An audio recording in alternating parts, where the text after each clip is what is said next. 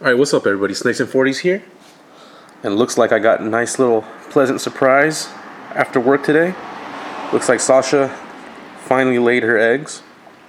And it looks like she still might be laying, so I'm going to leave her alone for a little while longer. And then come back and collect these eggs.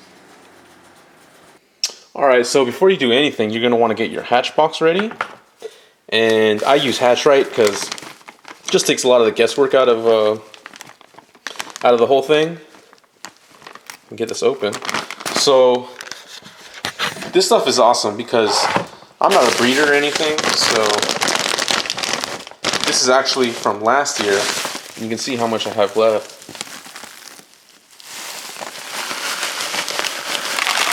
So this will actually, and I hatched a lot of snakes, well for me, last year. So you don't really need too much. Actually put way more than you need.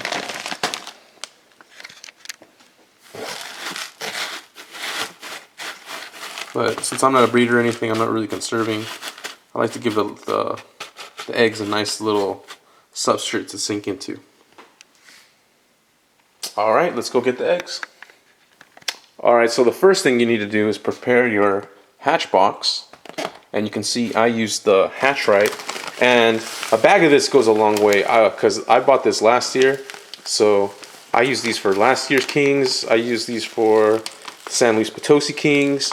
I use these for a bunch of things, and you can see still how much I have left over. Because you only need really a little bit at the bottom. That's actually more than you need. I just like to put a little bit extra so I get the eggs some nice substrate to sink into. Especially if they're in a big clump, they're a lot heavier, and you'll see that they'll sink a lot more.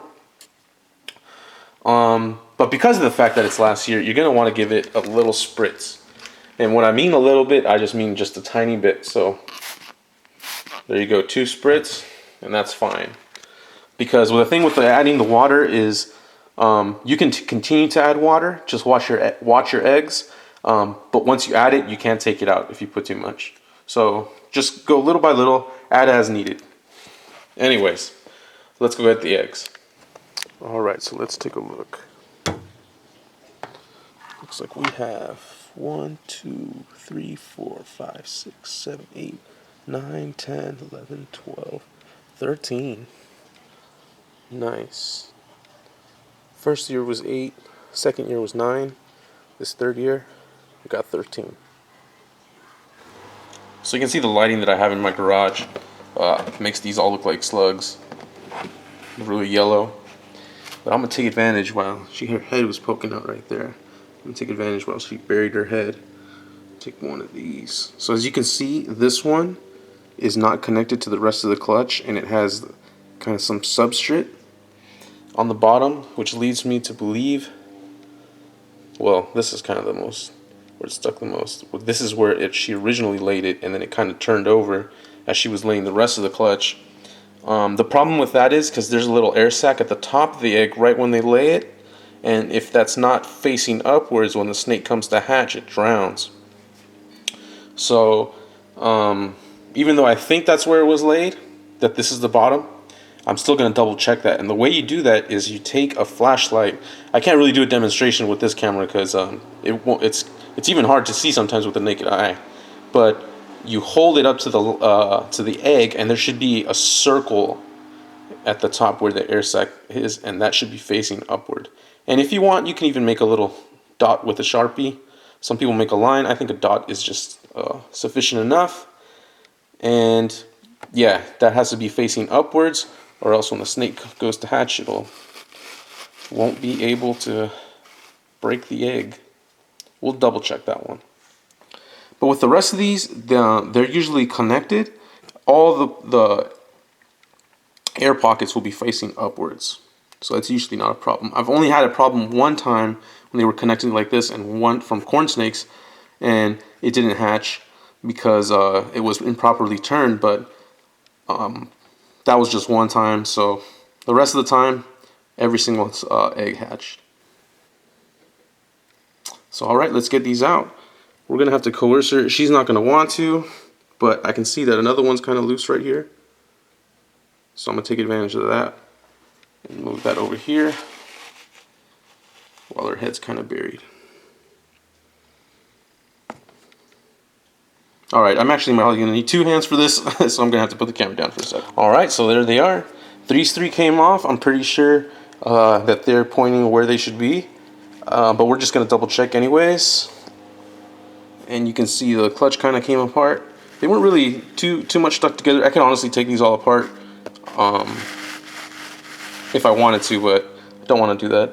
I might do it with this one just because of the fact that when eggs are at the top like this, and I mentioned this in past videos, that they tend to dry out a lot quicker because they're not like touching the substrate. So sometimes you'll see some eggs really dried out at the top, and then the ones towards the bottom will be doing perfectly fine. So I'll debate on whether or not I want to do that. I mean, it's really loose.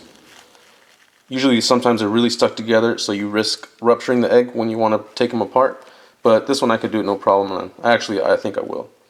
But I'm going to check the rest of these, and I will be back. Alright, so you can see I did more than just take that one egg off. I ended up taking that whole bit of that clutch apart, just because I didn't like how the embryo was placed on some of the eggs. Some of them it was turned all the way sideways, some of them was a little bit pointed downward. So I figured it was probably just better take those apart, candle them all, or use a flashlight. Just the terminology is called candling, and then mark them, which I usually don't like to do, and just place them in here. So next step is easy. Top on, go to your incubator, and throw them in there. So as you can see, all I use is a hoverbaiter, and this is all I've ever used, and this has worked great for me every time. I bought the one with the fan, but it's pretty much the fan runs every if the hoverbaiter's plugged in, the fan is running, and it's a little noisy. It's not the noisiest thing, but it's totally not necessary if you're dealing with Kingsnake eggs. They're not super delicate. You have a wide temperature range you can work with. Some of them you can even, last season I actually left them outside, but I don't recommend doing that because they took about an extra month, a whole another 30 days to hatch. Whereas before, they hatch within 60 days, 2 months. So my recommended temperature range is usually, I like to keep them a little bit warmer. I usually at the least keep them at this temperature range, 79 to about 84. But honestly, like I said, there's one season where I didn't even incubate them and they still hatched. They just hatched late. They just took longer to hatch. So if you do use one of these, I totally recommend that you also purchase one of these Zoomed pretty temperature gauges. And these are super cheap. I think you can get them cheapest on LL Reptile. If you get them at Petco, PetSmart, they have them, but they're going to run you a little bit more. But just real simple. And you can see it has a little groove where the wire goes in for the probe. And you can see that this thermostat, it kind of regulates its temperature. It turns itself on and off. So and it runs on this little dial, and there's like a little heat wafer on. It's mainly meant for chicken eggs, but us in the reptile hobby have used this, have adopted this. And I mean, this is my trusty hoverbaiter. This is all, like I said, it's all I've ever used. So I'll probably increase this temperature just a bit, just to raise this a bit. And by doing that, you just turn the little thing, and you can see it turn back on. But enough talking. Let's put these inside. You can see there's room for 2 of these, so later on, some of the San Luis Potosi Kingsnake eggs and the Arizona Mountain Kingsnakes hopefully will go in this one. And I can put those together because they don't lay nearly as big as clutches as the Mexican blacks do.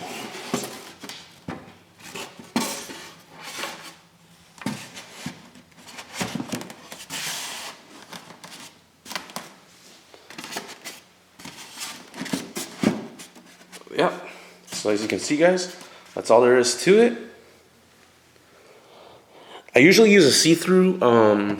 It's kind of like a pencil box. It's made by Sterilite as well, just because that way you can see through the little window and you can see how the eggs are doing. With this, you have to manually go in, check them out, and check if they're drying out, which I don't like to do as much. So I'll probably eventually replace them. The only reason I didn't use it is because I couldn't find it. But the problem with that, checking on them all the time, of opening it up, it lets out moisture, lets out heat.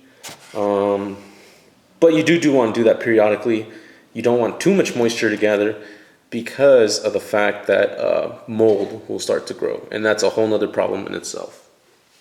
But that aside, I digress. I'll get back to you guys in a couple months. Hope you liked the video.